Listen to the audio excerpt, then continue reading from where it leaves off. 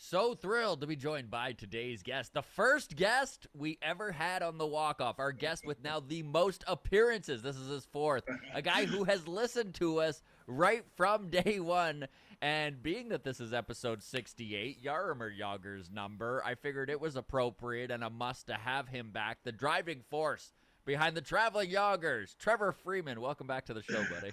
Good to see you, boys. How do you like that intro, eh? That's a pretty great intro. I don't know if I've listened to everything. I've heard everything. That's a fine distinction for sure. I didn't say hello enough to Adam in our preamble either, and I don't know if I've ever seen a better hat than that white hat, Adam. Yeah, that's pretty nice, eh? Thank you. Spectacular.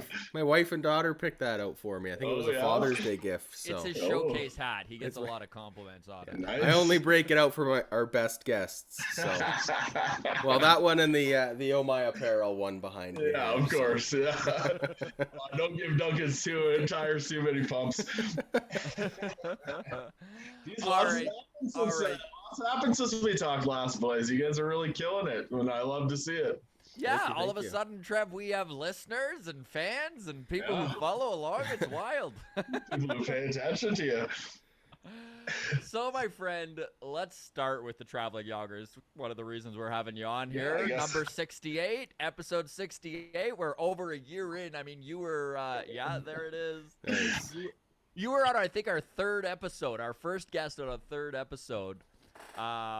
And I mean, some listeners know the Traveling Jagrs. You're kind of hockey famous. But let's start with what inspired you and your buddies to start dressing up as Jaromir Jagr and going NHL games. It goes deeper than that, I guess. Like, honestly, it's a funny thing about sports fandom in Canada.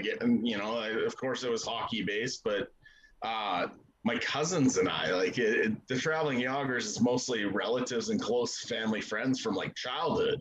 So from the days where we're watching the Jays win the World Series and those kind of things, right? Like the reality is that, we grew up watching the Blue Jays together. And, at the time, I'm in my mid 40s. So you didn't have a lot of selection. It wasn't the same as now where you could watch all kinds of sports. You had TBS, so you could watch some Braves games, and then you had, TSN at the time. And, so really we grew up watching sports together and just had fun with that. Like all of us played sports at a fairly high level. So that was tantamount to success with the Traveling Jagrs, because what we knew was you could just be a good super fan, if that makes sense, instead of the idiot super fans. Like we never went and we didn't chase autographs or any of the stuff that is just sort of, if you're in the same room, you might get one, you know what I mean? But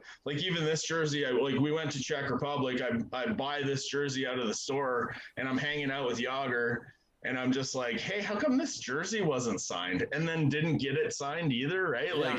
I was just teasing him, and it was more important to be in the moment and hang out with him than to worry about a signature or anything like that, right? So, buddy, that must have been so surreal to just be standing next to Jagr. I hate to be complacent with it now, but we hung out a lot. Yeah. I mean, so we're buddies ostensibly. I'm not gonna call him up or anything like that, but if we're in the same room, we're on the same page. We're just telling old stories and laughing and having a good time, right? So really, that's where the Traveling Jagrs started. Was my cousins and I we went on this annual golf trip to Phoenix and Vegas and stuff, and the second half of the trip in Vegas was always Halloween. So we had gone a couple years, and we were the sexy NFL refs for the first couple years, with way too short runner shorts and high socks, because we were taking sexy back from the girls. That was the joke all night. So we had that sense of humor in this group costume, and after we'd gone for a couple years, we figured out quickly that you sort of need two different outfits for the whole weekend, right? Because there's just Halloween parties all weekend, and they're giving away thousands of dollars and stuff. And while we never held out hope for that, the necessity of having a second group costume is what led to the Jagrs, right? At the time, he's played for 6 NHL teams, and my cousin's on Alibaba ordering knockoff jerseys and stuff like that. Nice. So everybody goes down to Vegas. I actually had to miss that trip. It's my one Jagr trip that I missed, and they just had a great time. And then what happened was we ended up having a guy in the Oilers head office, and when he was playing with Philly, they were coming through that next year. And, my cousin's kind of a goofball. He's like, what if we just go to a game dressed like this? So they went to a game in Edmonton. Yeah. And at that game, they had a bunch of pictures that they'd taken in Vegas, and they got Jagr to sign all of them and that sort of thing. So that was sort of the impetus of it. And then the NHL went on strike. So the next year was really our coming out party, was that return from the strike year in 2013, right? So like it was a condensed season, so it was really weird. Now what that added was the opportunity for us was, as I said, we're all sports fans, but now the NHL schedule went into April.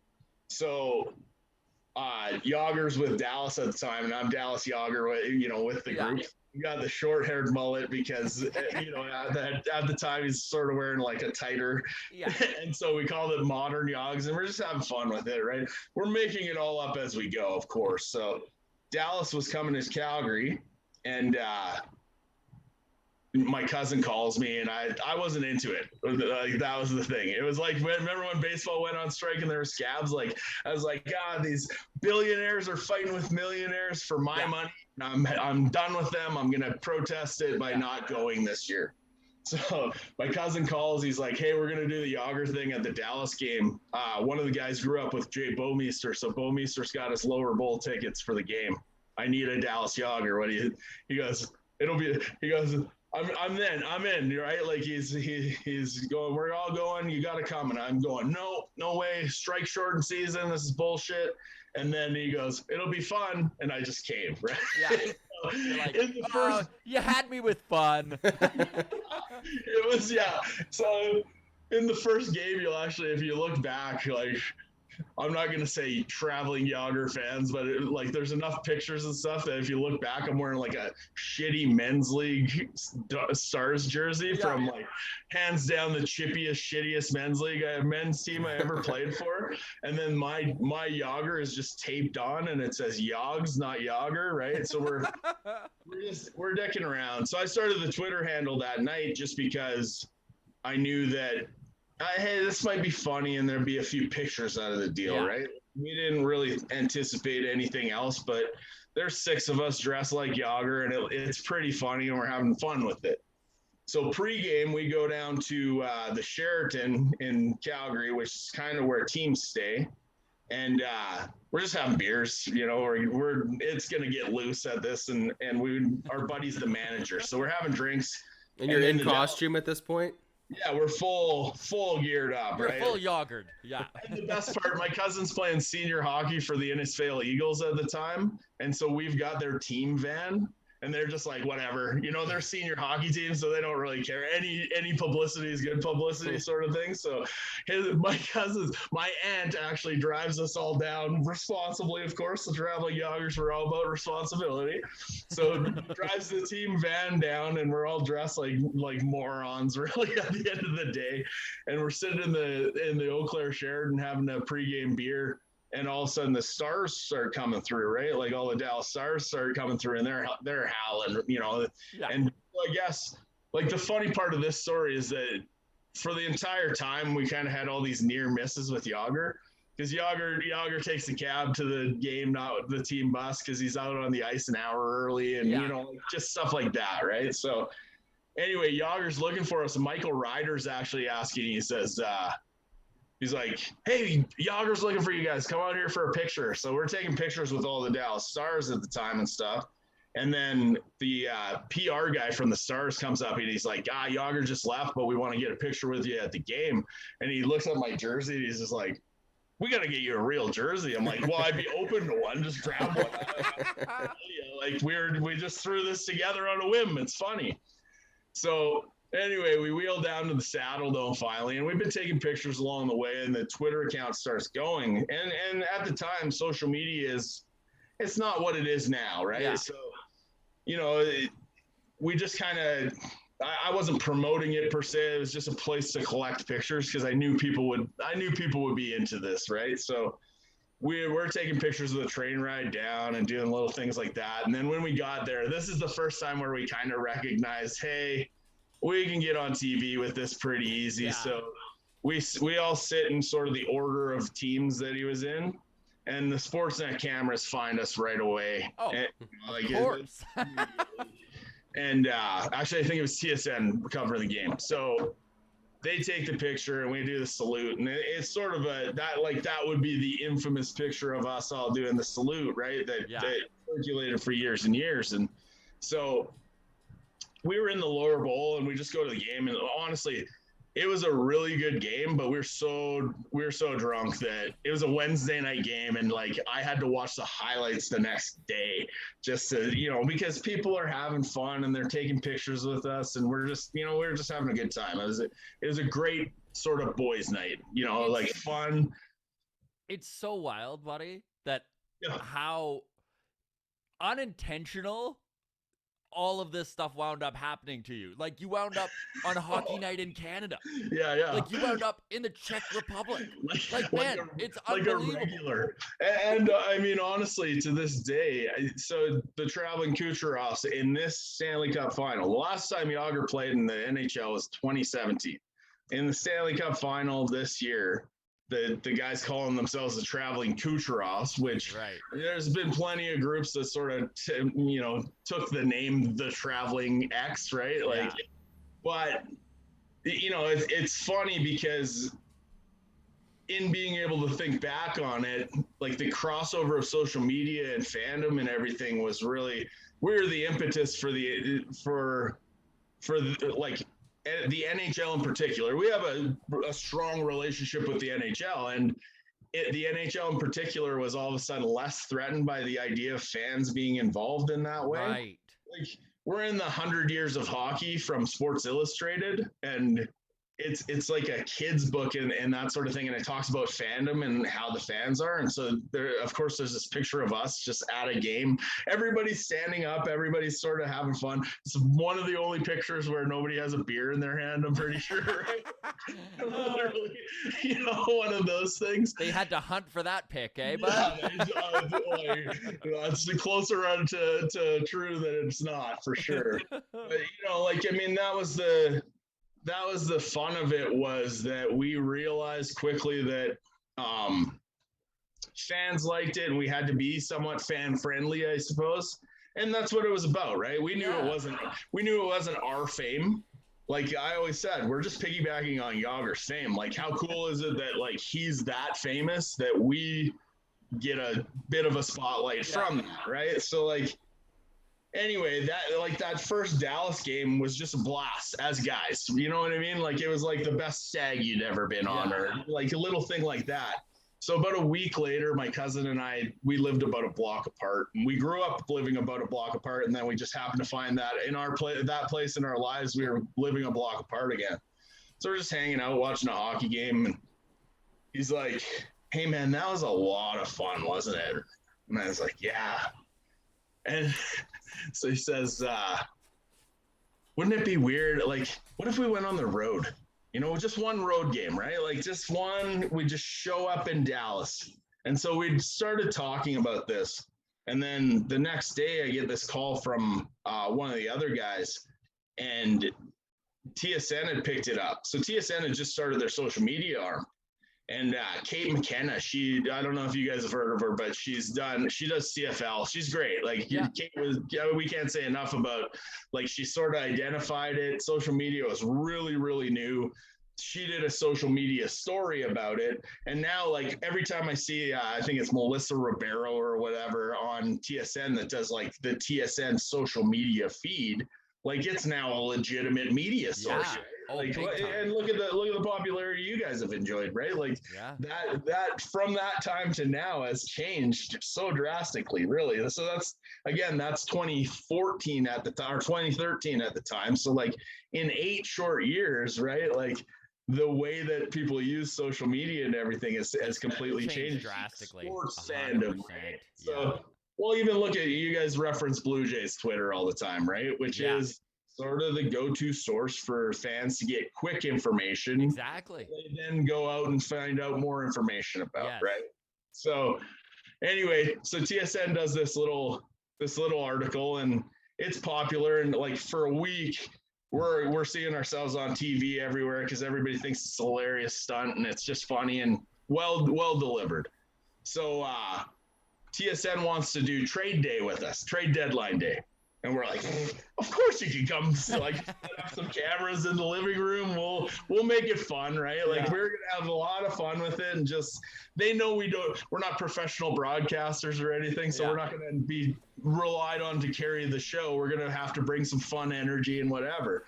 But the guys in the mullet wigs aren't pros. But the funny thing about it is flash forward 4 years later, and I'm on NHL Live doing drops for like our next marketing side, and I'm talking to the panel there, and I end up on NHL Live for a while, like a couple different times. Hockey Night in Canada, like we ended up doing so much media that you had to be good at media, and luckily my jobs had actually allowed for some media training and everything too. So it was kind of a funny way of everything sort of coming together, right? So anyway, and I love how you kind of took the lead on it. There were a few guys in your group that you're like, okay, you guys just keep your mouth shut. Well, it got to a point where, like, I mean, these were all just excuses to drink beers with your friends. Like I said, like almost every time was the greatest stag party you'd ever been on. That was all it was. And I mean, when fans start recognizing that you're the guys and whatever, but honestly, so that was the first game was February, and then by time we had left for the Boston trip was probably end of March. So like within that month, like people just they just fell out about it all, right? Like the highlight of the first game was on for weeks.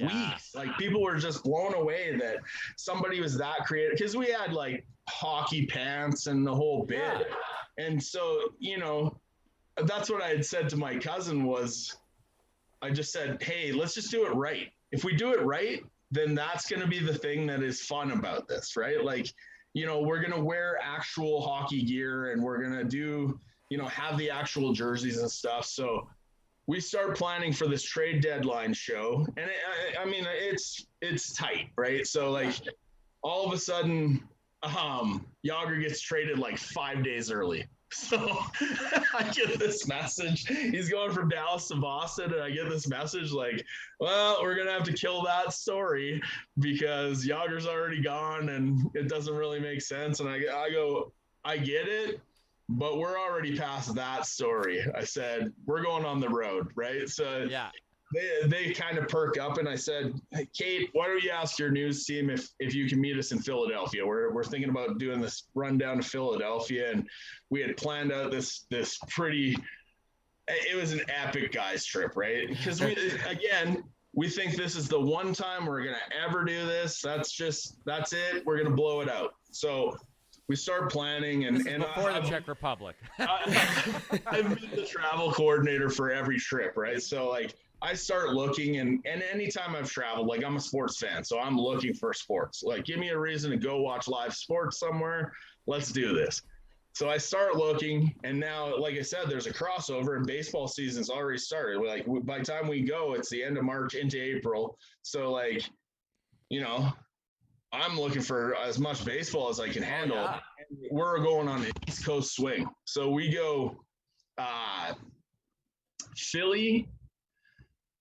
Oh man, it was crazy. We did 6 baseball games and 3 hockey games in 9 days. Oh my God. It was epic, right? So we fly into Philly the first night, we catch the Phillies Cardinals. Now, like, I've always been a fan of the Cardinals, like the organization, like my great grandfather had a cup of coffee with the Cardinals, right? So it's great to see them in Philly. And Philly, I mean, as far as a sports city goes, for it to be the first one on our trip, like it still ranks in the top 3 for me, right? Like because of the way they're set up. So they got baseball, hockey, and football, right? All in the same spot.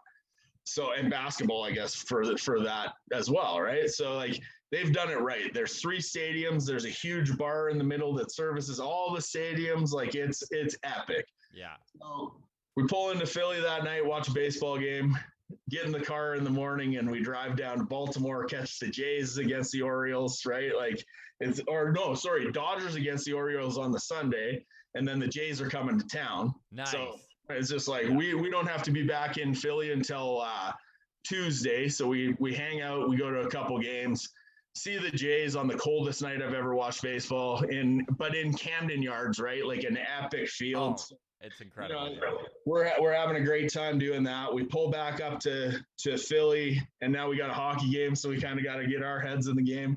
Well, half of us had gone down early and half of us had come late, and all the guys coming late, my other cousin had thought he was booked on this flight. And so like, this is just the madness of trying to organize cats, right? Like he misses a flight in Chicago. So we're 1 Jagr down for the start of like the Philly game. I love the way you put that. We're 1 Jagr down. Oh, yeah. Which is traditionally like that's totally a thing all the time, right? Like if you go through all the pictures, there's usually 1 Jagr missing because he's out grabbing beers or he's waiting in line in the bathroom or whatever it may be. So anyway, the TSN crew's with us that night. And I don't know if you guys, like in terms of sports fandom, there's a guy from remember when the Russians did like the Red Army team came over to play against NHL teams, and they were just stomping NHL teams like they were a juggernaut. So this is before Russians are playing in the NHL and everything, right? And so like the sports history of it really, I think, lent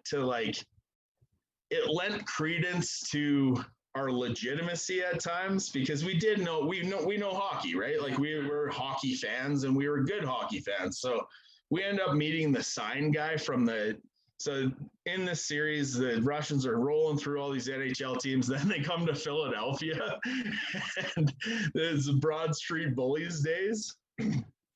And so they come into Philly and they start out strong. And the sign guy's got this Russian sign made and everything. Like, and at the time, you're talking about sort of the end of the Cold War, right? Yeah. So like, or the midst of the Cold War, really. And so it's just kind of strange. But this guy, he gained fandom from that. And he's just a staple in Philadelphia. So anyway, we end up running into this guy, and we're sending live feedback to TSN. This is before Jay and Dan went to Fox. It's like their last 2 weeks. So we're doing live shots in between and whatever else. And then everybody gets there, and we do all this like pre-game press and stuff. Like they did it right. It was crazy. We get let into the stadium early and stuff. And then we anoint the new traveling Jagr, which was Boston Jagr, like on the spot. So NHL.com's there. And we just kind of, the pageantry of it just fit. You know what I mean? Nobody knew what we were doing. We didn't know what we were doing. We just kind of made it all up along the way. And it just worked, right? Like it worked, and we had fun with it, and we were fun guys. So, buddy, it looked like a blast. Like you see the pictures, and you see you guys out on the road and stuff, and it just like obviously, like amazing. Well, I say the only mistake we made is I spelled traveling with 2 L's because we're Canadian. Yeah. Right. And I did that because we were Canadian. Like to me, it was a branded idea, and we blew up in the States first, because that game, what we didn't know was it was Jagr's return to Philadelphia. It's a Tuesday night game. Yeah. So it's the NBC national hockey game.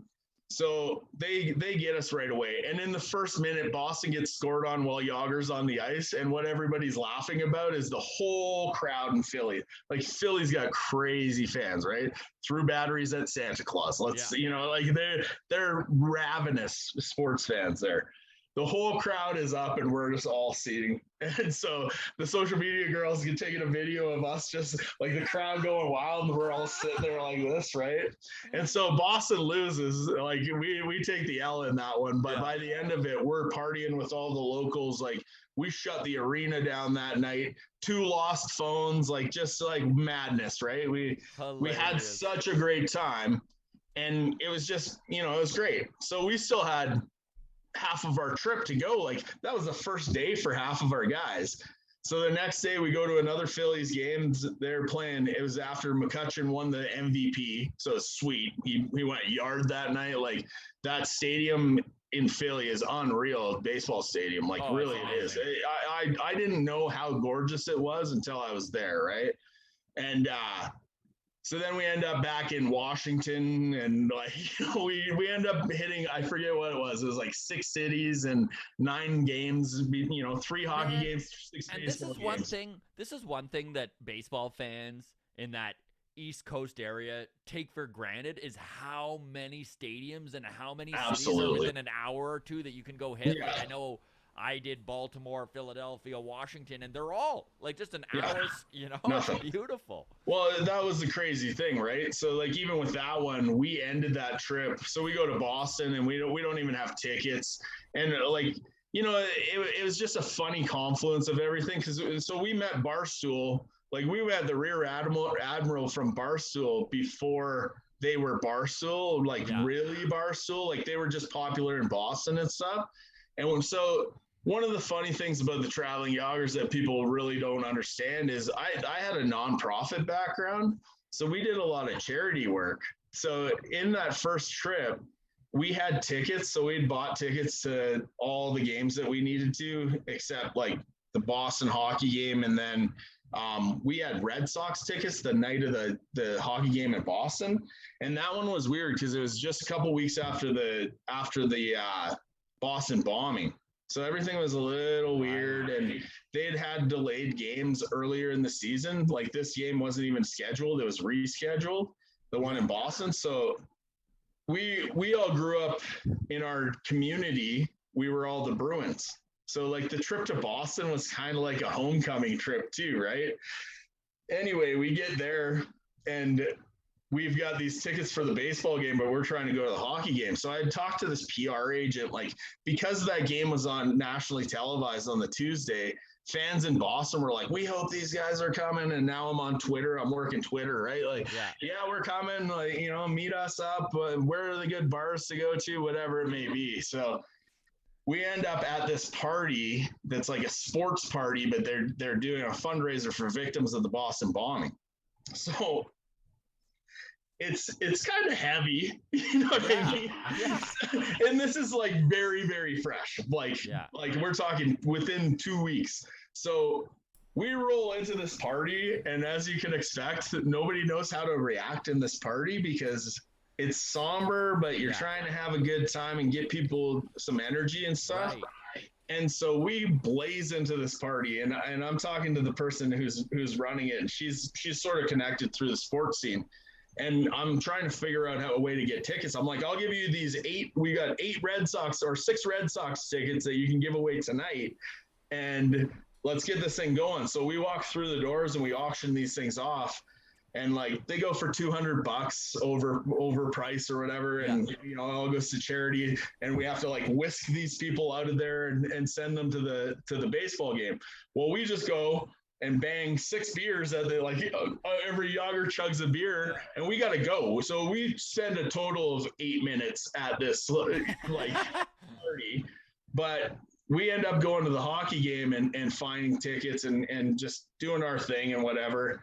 And I get this text from the organizer later, and she's just like, thank you. She goes, you guys made that whole thing work. Like if it weren't for you guys coming in the way, like the blaze of glory for 8 minutes that you spent with us, people just say loosened right up, eh? Yeah. Raising thousands of dollars for, the victims and stuff, and everybody, it's sports oriented.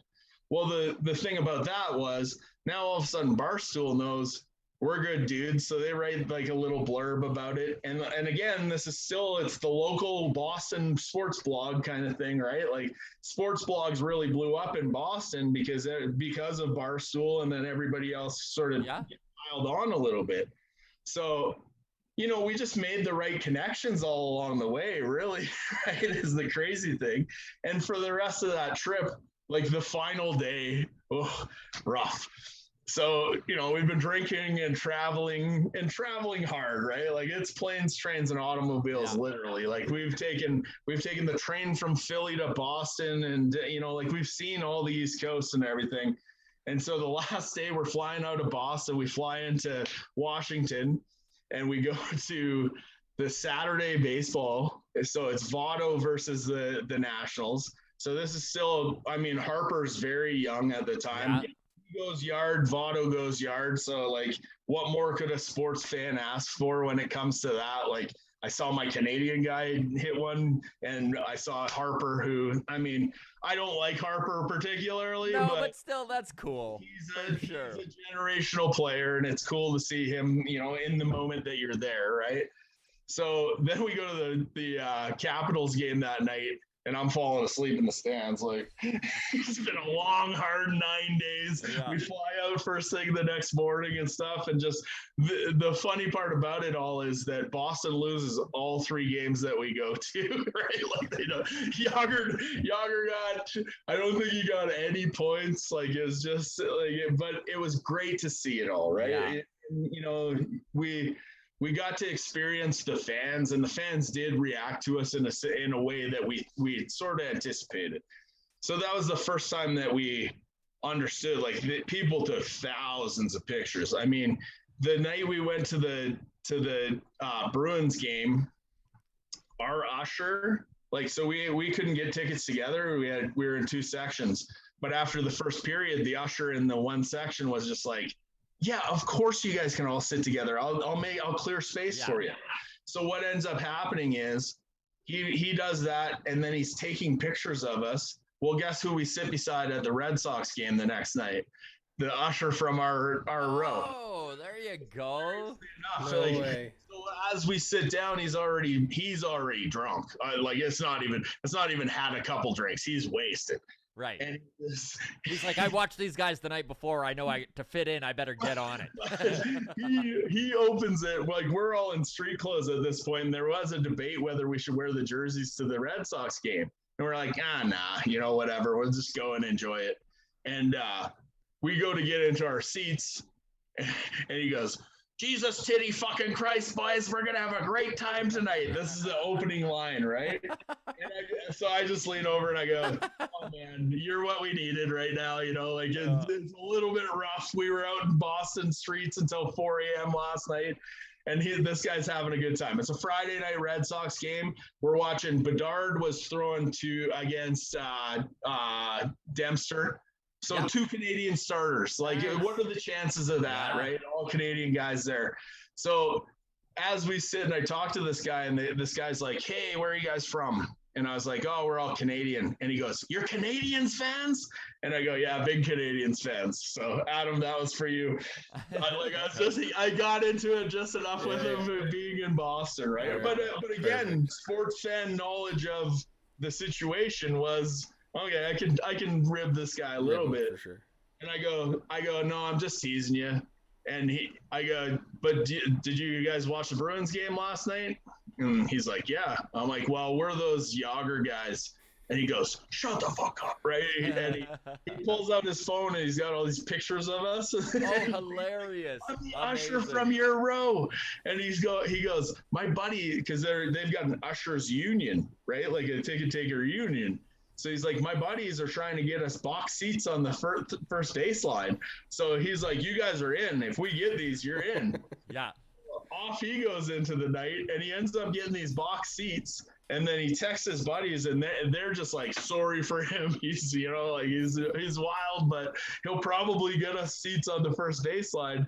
And he's like, he texts back later. He's like, yeah, he completely forgot about us. They're just getting wasted in a box somewhere, like we're soccer or stuff. So, sports fans are sports fans, whether it's hockey or baseball or whatever. So, the whole thing was really, it was about that. It was about interacting with people and meeting people from all over the place. Like in the Philly game, we met 2 guys that wanted to fight Sean Couturier because he kind of slighted us a little bit. And, Jagr himself carried enough weight for us not to get beat up in Philly.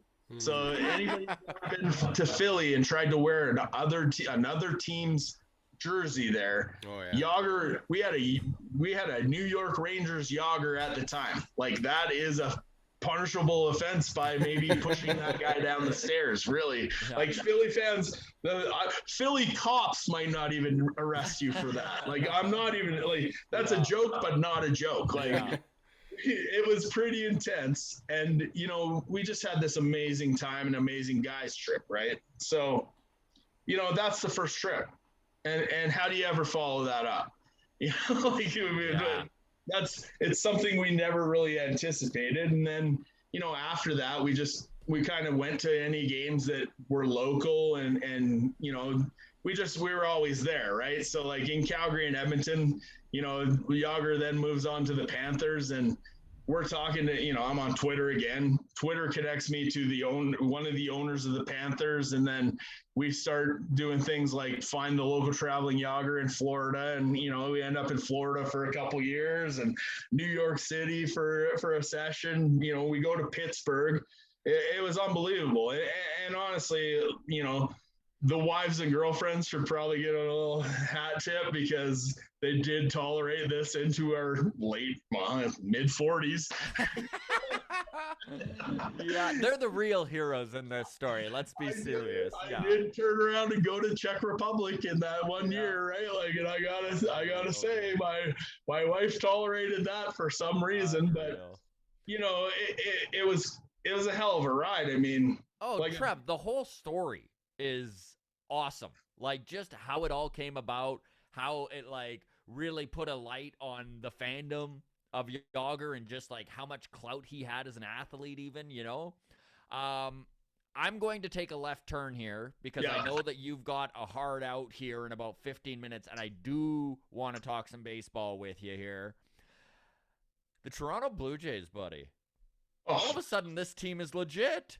Is that fair to say? Am I fair to say they are legit? It's not just legit. Like I was prepping this side of it for today to talk to you guys because we haven't talked in a while, and honestly, like the excitement that they've got going. The one thing that I've been laughing about is the home run jacket, because the home run jacket only exists if you're winning the way they're winning right now. You know what I mean? Like, so it is fun to see that energy and that participation. But in the same token, it's part and parcel with what we're talking about. Like the social media team of the Jays is doing a really good job right now of connecting to fans the way that we connected to fans, I guess, right? Like it has really allowed for, like, obviously that social media person's right on the bench, right? Like, and they're capturing like at-bats and just those moments. I don't know if you guys saw Manoah last night after the game. He was just like, Toronto, you brought the heat, right? Like, keep going. But that's what that team's feeding off of now, is that excitement of being home. And I mean, we've been home for a week, right? They're 7-1. They're 7-1. Well, and they're keeping pace with the Yankees, which they needed to do, right? All those teams that made big deadline deals, where Toronto made small deadline deals. We're still on a wait and see about the one, of course, with our mortgaged future for our current. But like they're winning, and what are we gonna argue with the energy that brings to the country, which is that's the unique part about the Blue Jays, of course, too, right? That baseball people in the know they'll notice that, right? Like I'm waiting for my group chats to get a little bit more Blue Jay oriented and focused, because that's going to be the thing that comes next, really, right? Is that people are really going to watch these games, because the way they're gaining is fast too, man. Like coming out of that trade deadline, like such a big acquisition in Jose Barrios. The fact that, like you said, they mortgaged the future a little bit, but this team is better because of what they've done. No, 100%. And not just that, like did you guys see the nightclub thing? I think turn the clubhouse into like a dance bar. Story, right? Like, that's just so, like, I just told you a whole story about the confluence of all these events that make for one thing that just works. And that's what it is right now, right? Like they're just having a good time. They're having fun playing good baseball. They're understanding the gravity of needing to win the moment. So maybe last year's shortened season helped that, in some ways, because they didn't have to carry that over 182 games last year. They knew they had a short period. And one of the things I've always said about like men's baseball is we do better with tournaments because it teaches you to win on a condensed schedule, right? And it teaches you to come together and have those moments where you're drinking with your friends or like whatever it may be. And then everybody sort of gets on the same page and it lines up. And that when that works with your talent, forget about it, right? Like you get the traveling Jagrs out of something like that.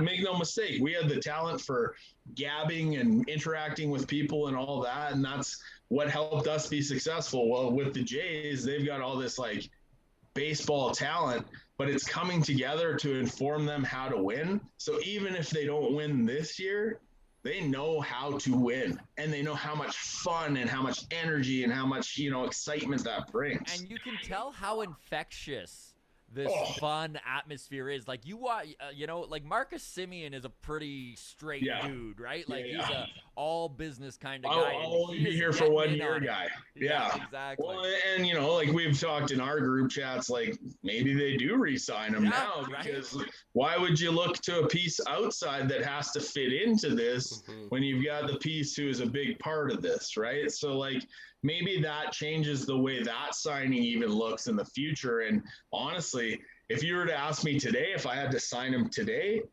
sign him to big dollars today, and let's see where we end up, because this seems just a lot of fun to watch anyway, right? Like that's the coolest part, is that baseball is fun again. And in the midst of everything that's going on with the Olympics, our women's soccer gold is amazing, historical, but we can't not talk about the Jays in the same breath as like an Olympic gold medal. Yeah, you're right, man. On a Thursday night win, you know what I mean? Like they're doing stuff in that stadium right now that, and I'll argue that part of that is the excitement of coming home and playing in front of your home fans for the first time in 2 years. But they're understanding that the gravity of riding that wave can affect what the outcome of this season is, and they're not looking back right now.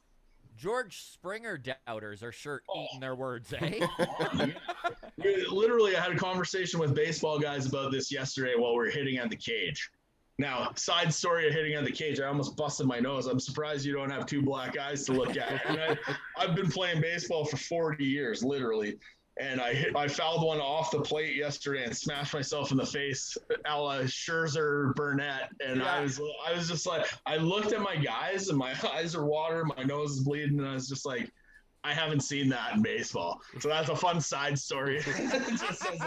But literally, that's talk around the cage is just, it's Springer. Hey, remember all those people that thought Springer, what did we do? We wasted the money. He was injured. Well, this is why they waited, right? Like they got the talent level in the farm and on the big club right now is outrageous. Like it's outrageous. You haven't even touched the Groshans or any of the, what I mean? Like you've got some exciting young talent. And I think that's why the Austin Martin thing does sort of hurt, was just, to me, he's the piece that hurt, because I was excited that Vanderbilt is churning out these big league stars, not just talent, stars, right? So it was a woulda, coulda, shoulda with that situation, and we've watched guys like Syndergaard go and become Thor and those sort of things. Adam and I have talked about this a little bit, just how, and if you look at that trade, Simeon Woods Richardson, his ceiling, right? So if he turns out exactly how you cross your fingers and hope he turns out, he's Jose Barrios. Right. So then they basically paid Austin Martin to get at the time, to get him right now, rather than need to wait 3 years. Well, and I think it is a hefty price. It truly is, but maybe it's worth it. So here's the side that I'll also interject is the Latin energy in the room makes a guy like him coming to the team work even better. So I think you have a good opportunity to re-sign him, because there are other Latin players that are very not just prevalent, but they're contributing like active members, and there is a good interaction. And honestly, I love this point, dude. In baseball, there has to be like, I don't know why it's not talked about more often. If you look at winning teams, look at the Jays that won the World Series. The 92-93 teams had a Latin influence that is undeniable. Yeah. You know, in your Alomars and your secondary players, right? How am I blanking? Manny Lee. Yes, Manny Lee is a secondary player, right? Like, and he was instrumental in winning that season, right? Like, and so even last night, that's what I was looking at was like the contribution of a guy like Kelly Gruber, let's say. Kelly Gruber was a good baseball player. He was an above average baseball player, but he wasn't like a superstar. No. Like was he an all-star? He had to have been an all-star for a couple years, but Yeah, like he was an all-star back in, I think it was 89, 90. So he wasn't a perennial though necessarily. He was just solid. And honestly, the composition of that, where you're getting, I look at Grishik right now as our Kelly Gruber. Sure, that's a great example. Right? Like he's a producer, 100%. I watched him hit that double last night at that moment in time. Remember at the beginning of the season, we were talking about like, well, where does he fit in? Is he the odd man out? You know, and you made the call, 40 bombs, like he might really step up, and he has. But that's, again, my same example of like the guy who feeds off of the energy of the team, right? So he fits in with the Latin ball players. He fits in with everybody, and that's 100%. What I 100%. And I want to build on this a little bit because you're bringing up such a really good point here, Trev, and it kind of stood out to me when they were all mic'd up. And they're out on the field, and it just kind of hit me. It's like these guys speak baseball. Like, forget about the language barrier. Like, you see Hyunjin Ryu out there joking around with Manoah, who's joking around with Kirk, and they're all, like, you can hear them. They're literally, like, it really blew me away to hear Bo Bichette speaking broken Spanish back and forth between these guys, and they're all speaking half English, half Spanish, half, like, they're very opening, and they're just like, we're a team, and we speak baseball. Forget about the language. English, goosebumps here. Everything. Yeah. Well, but that's the coolest part. So I'll circle back to the home run jacket. And the reason I like the home run jacket is the home run jacket represents all the countries that compose Canada, plus the team, plus, like this energy that we're feeling. So, realistically, like, I would like to see this team on the field together again next year, no matter what happens, right? Like, and that's a really cool place for us to be in as Blue Jays fans in that way, is that, realistically, this is a team that can win. They can win together. Man, that Red Sox, they beat the Red Sox last night. Yeah. Let's not mistake. And if you understand the ebb and flow of a baseball season, they are starting the engines up on a run in the stretch now, right when they need to, right? This is the kind of thing where you can get hot now.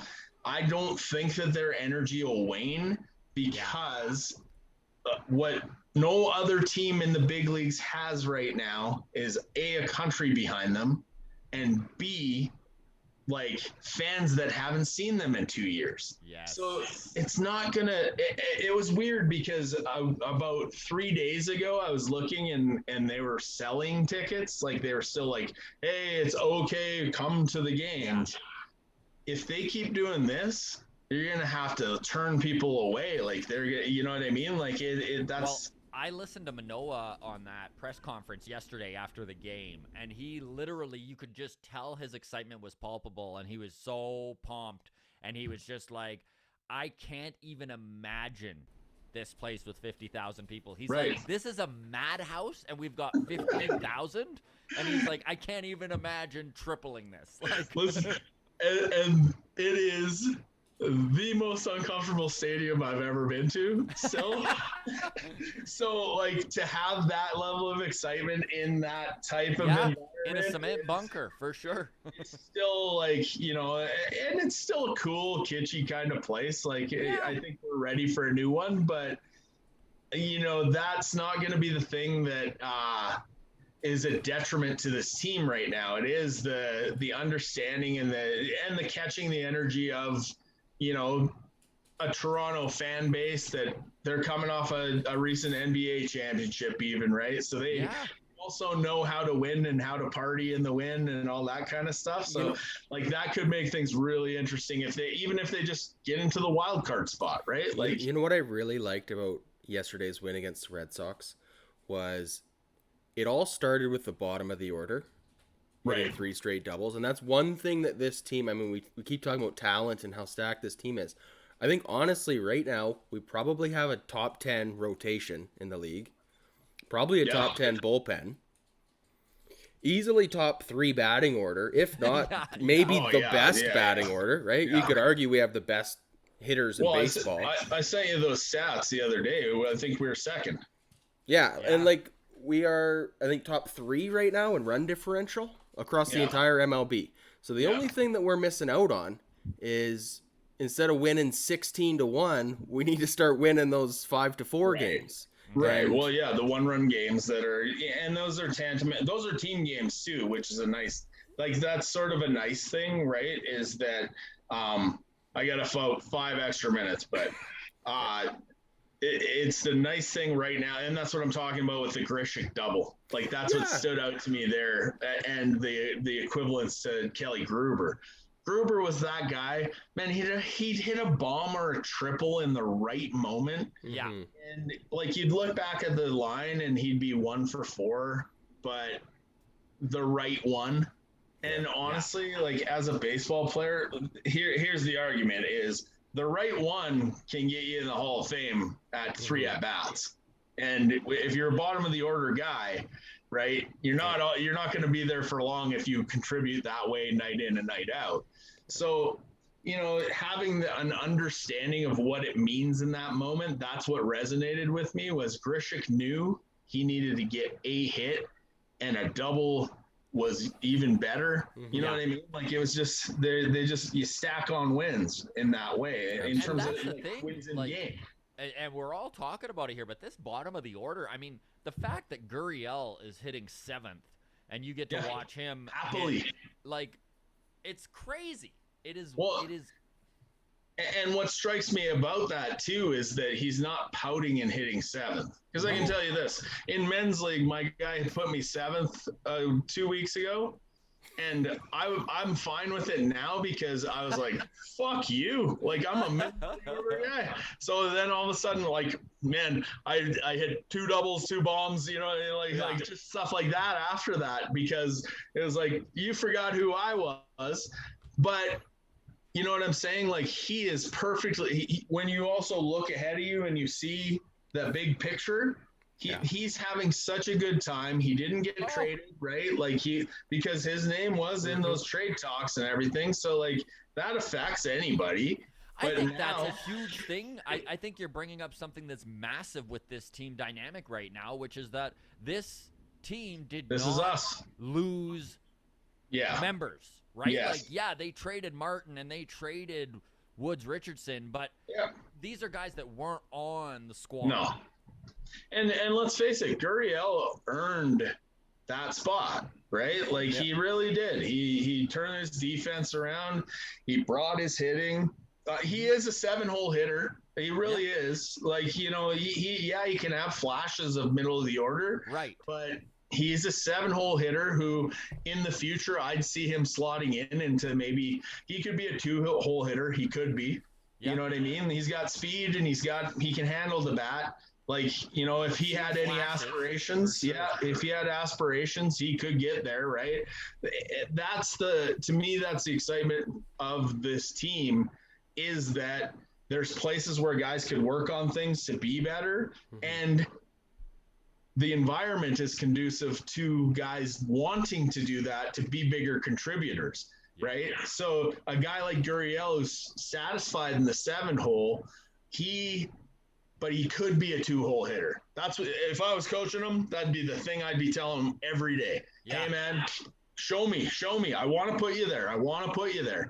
And that healthy competitiveness between all these guys will yield a result that is because of the connection. They understand one guy is not going to slight another guy. No. Because I'm saying he's a 2-hole guy.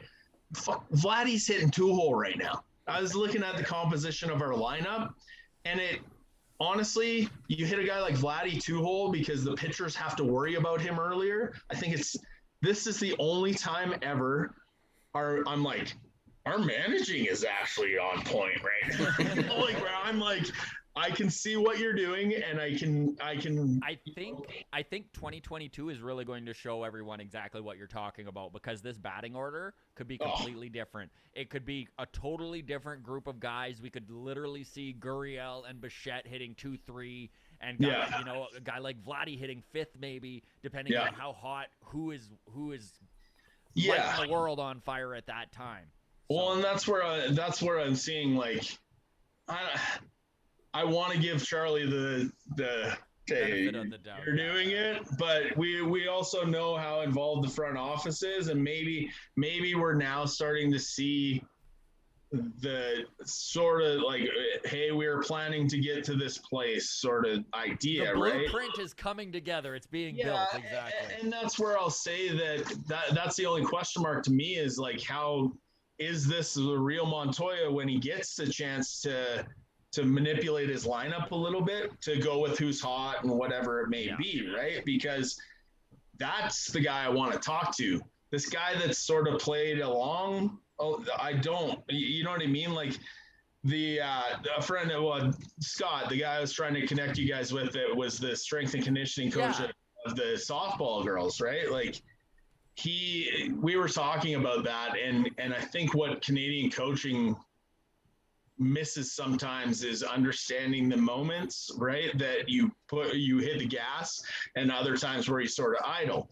And like right now, that's what I see out of moving a guy like Vlad up to the 2-hole, when he's just, man, he could win the Triple Crown if Ohtani like breaks a nail or gets a blister, you know what I mean? Like, he could just step up into that Triple Crown. He's having an that play he made last night told me everything I needed to see out of Vladdy, and I'm the guy who was like, if he doesn't produce, send him down. I'll own that. I said that earlier before the season started, right?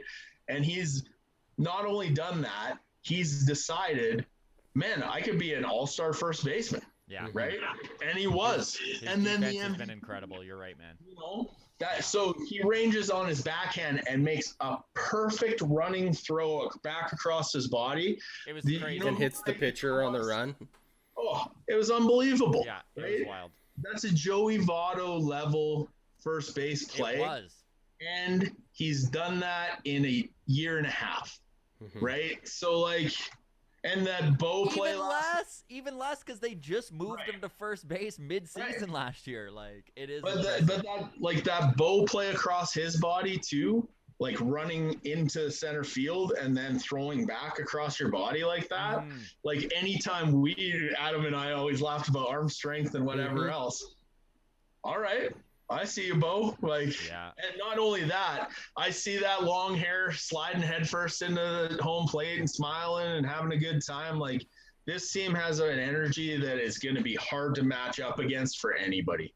Agreed. So, it's coming. Like, I'm really looking forward to September, because that's when it is like, now the screws get tightened. I want to see how they do under the pressure, because you know what? It's first week of August wins, right? Like, you're on a roll, but you have to maintain that now. Like, you have. It's a dogfight the rest of the way. It's going to be fun to watch, man. That's 60, for sure. 60 games left, right? Almost 60 games left. So, well, essentially, like, playoffs are starting right now. Like, every game matters. This is playoff baseball, right? It's so fun.